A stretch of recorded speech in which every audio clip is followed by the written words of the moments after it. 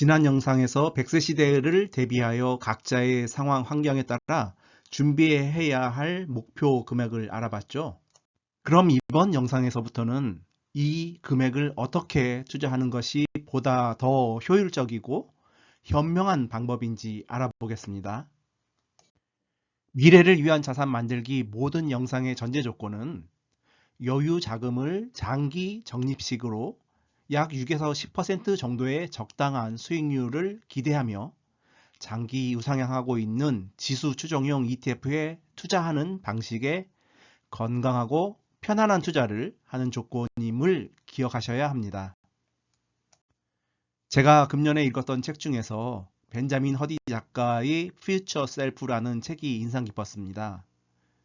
미래의 나와 연결되는 수준이 지금의 삶과 행동의 수준을 결정해 준다 라는 내용인데요.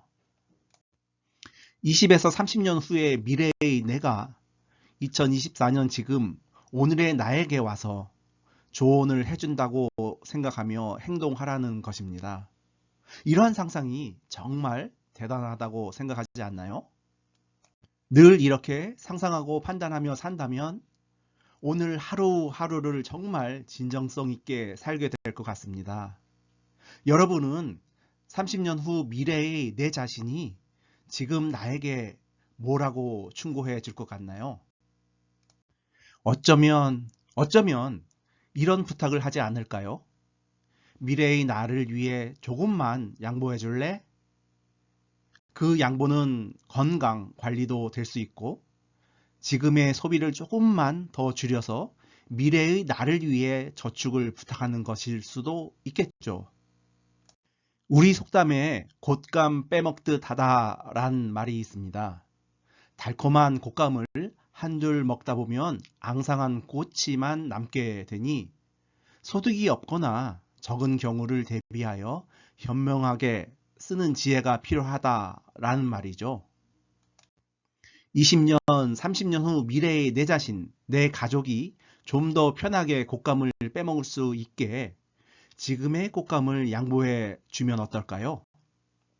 미래의 나를 위하여 열심히 양보한 목표 자산을 잘 준비했어도 세금으로 많은 금액을 지출해야만 한다면 어떤가요? 미래의 나를 위하여 열심히 준비한 자산이 은행의 예적금으로 모아두었던지 일반 계좌에서 채권을 모아 이자를 받고 있던지 일반 계좌에서 주식에 투자하여 배당금을 받고 있다면 이러한 이자 소득과 배당 소득의 합이 2천만 원 이하일 경우는 15.4%의 세금을 내야 합니다. 즉 이자 배당 소득세 과세 대상입니다. 그런데 만약 2천만 원 이상 소득이 발생하면 다른 소득과 합산하여 소득세를 다시 산정하여 부과합니다. 이것이 바로 종합소득세이죠. 아래의 표는 종합소득세 기본 세율표인데요.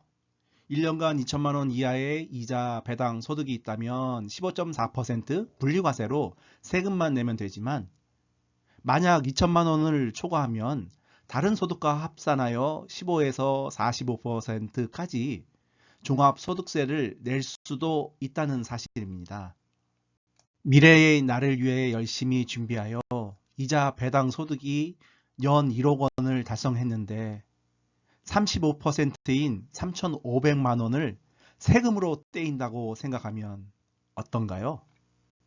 그리고 우리가 세금 다음으로 건강보험료도 고민해야 합니다.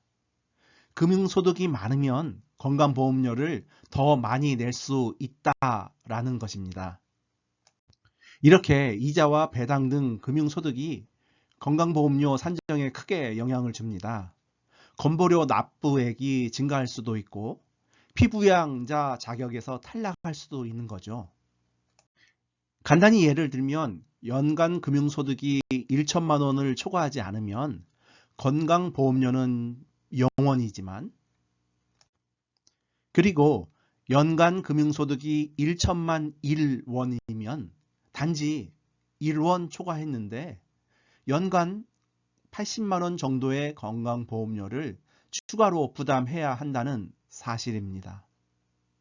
이러한 이유들로 미래의 나를 위하여 열심히 준비한 자산을 연금저축 IRP 계좌에서 관리하고 투자해야 하는 것입니다.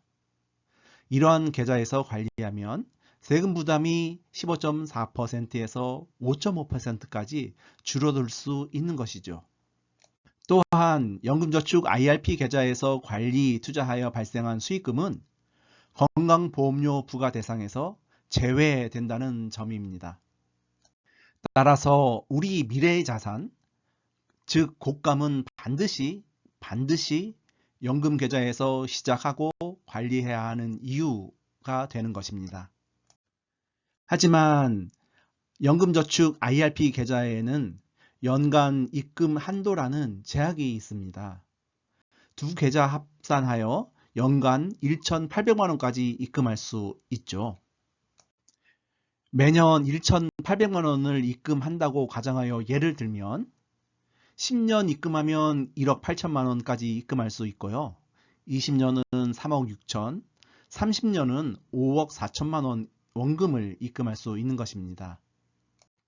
물론 이 금액은 각자의 상황에 따른 큰 금액이 될 수도 있고 경제적 자립에 부족한 금액이 될 수도 있지요.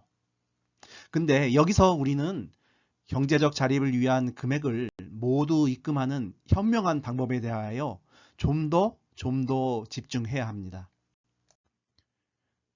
연금 계좌에서 더 많은 자금을 채울 수 있는 현명한 방법은 뭐가 있을까요? 그 방법에 대한 내용은 다음 영상에서 준비하겠습니다. 다음 영상에서 뵙겠습니다. 감사합니다.